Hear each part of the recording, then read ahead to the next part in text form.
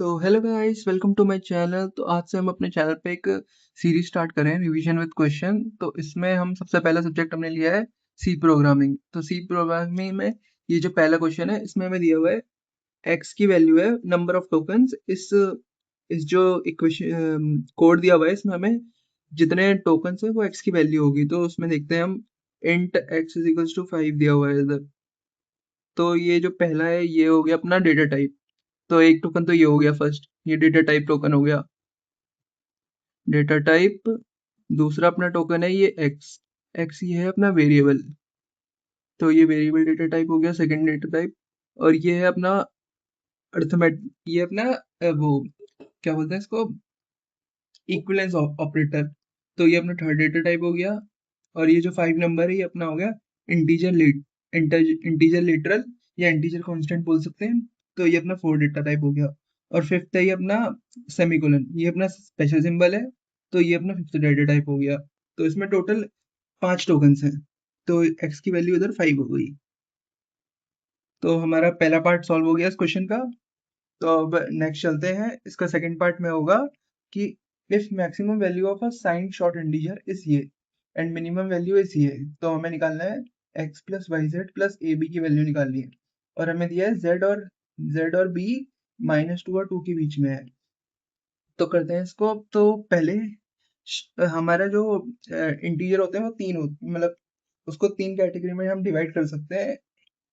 एक तो normal integer हो गया। नॉर्मल इंटीजर होता है 4 बाइट्स का, 4 बाइट्स का होता है। फिर होता है शॉर्ट, शॉर्ट होता है 2 बाइट्स का। फिर होता है अपना लॉन्ग, लॉन्ग होता है 8 बाइट्स का। तो इसमें हमें दिया हुआ है, इस क्वेश्चन में हमें दिया है साइन शॉर्ट इंटीजर। तो शॉर्ट इंटीजर है तो 2 बाइट्स का है, 2 बाइट्स का तो मतलब 16 बिट्स हो गया। 2 बाइट्स का है तो मतलब ये 16 बिट्स का हो गया, 16 बिट्स का। और अगर n बिट का कोई भी डेटा टाइप है, n बिट का डेटा टाइप है, n बिट का साइन डेटा टाइप, तो उसकी जो रेंज होती है वो होती है -2 की पावर n-1 से लेकर 2 की पावर n-1 तक। ये हमारी साइंड n बिट किसी भी डेटा टाइप की इंटीजर कैरेक्टर फ्लोट जो भी होगा, उसकी जो रेंज होती है वो ये होती है। तो इसमें हमें दिया हुआ है, इसमें हमारे पास 2 बाइट का है तो 16 बिट हो गए। 16 बिट का मतलब 16 बिट की होगी हमारी रेंज -2 की पावर 16-1 से लेकर 2 की पावर 16-1 तक। तो ये हो जाएगा अपना, ये हो जाएगा अपने 2 की पावर -2 की पावर 15 से लेकर 2 की पावर 15-1 तक। तो अब हम अपने क्वेश्चन में दिया हुआ देखते हैं, -2 की पावर 1, -2 की पावर y प्लस z दिया हुआ है इसमें। और हमारा आ रहा है -2 की पावर 15। तो इसको कंपेयर करते हैं उससे, क्वेश्चन में गिवन से -2 की पावर y प्लस z से कंपेयर करते हैं। तो हमारी y की वैल्यू यहाँ पे आ गई, y की वैल्यू हमारी यहाँ पे 15 आ गई और z की वैल्यू हमारी यहाँ पे 0 आ गई। तो ये दो वैल्यूज अपनी आ गई है, z इज इक्वल टू 0। फिर अपना दूसरा देखते हैं, इसको कंपेयर करना है हमें 2 की पावर a प्लस b से। 2 की पावर a प्लस b, 2 की पावर a प्लस b। तो a की वैल्यू हमारी आ गई यहाँ पे 15 और b की वैल्यू हमारी आ गई यहाँ पे -1। b is equals to -1। तो ये हमारी सारी की सारी वैल्यूज आ गई। अब देखते हैं हमें निकालना क्या है इसमें। तो इसमें हमें निकालना है x plus Y Z plus A B. तो हमें निकालना है x plus Y Z plus A B, ये हमें निकालना है। तो हमें सबकी वैल्यू पता ही है। x की वैल्यू हमारी थी यहाँ पे, नंबर ऑफ टोकन जितने थे, x इज इक्वल टू 5 आया था यहाँ पे। तो x 5 हो गया, 5 प्लस ए बी की। अब हमें वाई जेड निकालना है। तो y अपना 15 है और z अपना 0 है। 15 इंटू 0, फिर ए बी ए हमारा 15 है और बी हमारा -1 है। तो इसको कैलकुलेट करेंगे तो 5 प्लस 0 -15, तो इसका आंसर आ जाएगा -10। तो यहाँ पे हमारा आंसर आ गया फर्स्ट क्वेश्चन का -10। तो चलिए अब नेक्स्ट क्वेश्चन पे चलते हैं।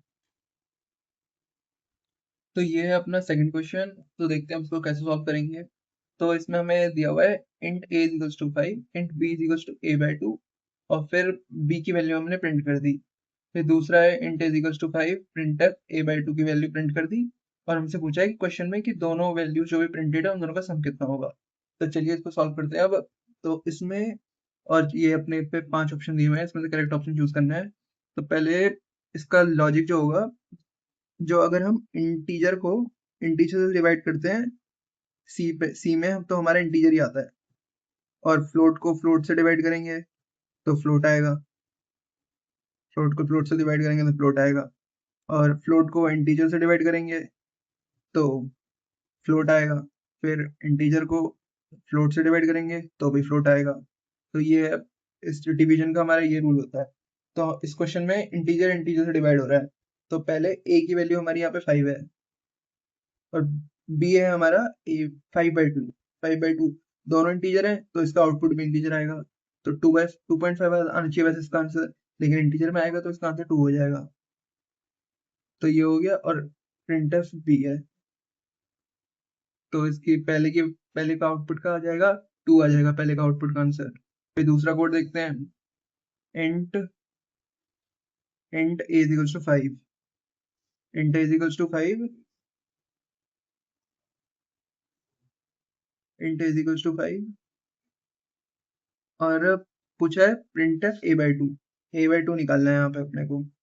a/2 की वैल्यू हो जाएगी 5/2, वही सेम है, ये होना चाहिए 2.5, लेकिन ये इंटीजर बाय इंटीजर डिवीजन है तो इसका आंसर 2 हो जाएगा। तो पहले और दूसरे दोनों का हमारा 2 2 आ गया, तो उन दोनों का सम 4 हो जाएगा। तो 4 इसका हमारा आंसर होगा। तो अब ऑप्शन चेक करते हैं। ऑप्शन में 4.5 दिया है, ये तो नहीं हो सकता क्योंकि इंटीजर में तो हमारा आंसर आ ही नहीं रहा। हमारा हमारा फ्लोट में आंसर नहीं आ रहा, हमारा इंटीजर में आ रहा है, तो ये नहीं हो सकता, ये भी नहीं हो सकता। तो यहाँ पे अपना ई है, तो ई अपना करेक्ट आंसर हो जाएगा इसका। तो चलिए हम नेक्स्ट क्वेश्चन पे चलते हैं। तो ये रहा आज का हमारा थर्ड क्वेश्चन और लास्ट क्वेश्चन है हमारा। तो इसमें हमें दिया हुआ है, इसमें हमें 2 कोड दिए हुए हैं और उन दोनों की जो वैल्यू प्रिंट होगी उन दोनों का सम निकालना है, जो वैल्यू प्रिंट होंगी। तो पहला इसमें दिया हुआ है एक्स की वैल्यू दी हुई है अपने को -15 डिवाइडेड बाय 12।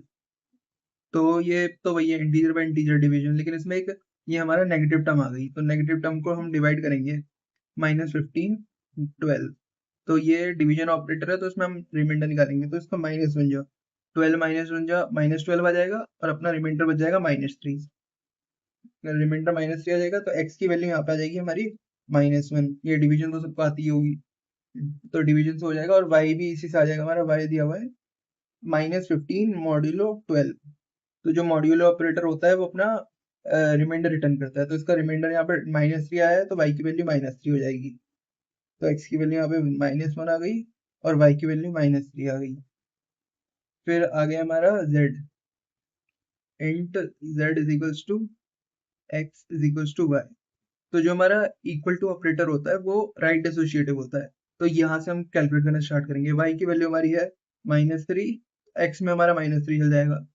फिर x की वैल्यू -3 हो गई तो ये -3 हो गई यहाँ पे।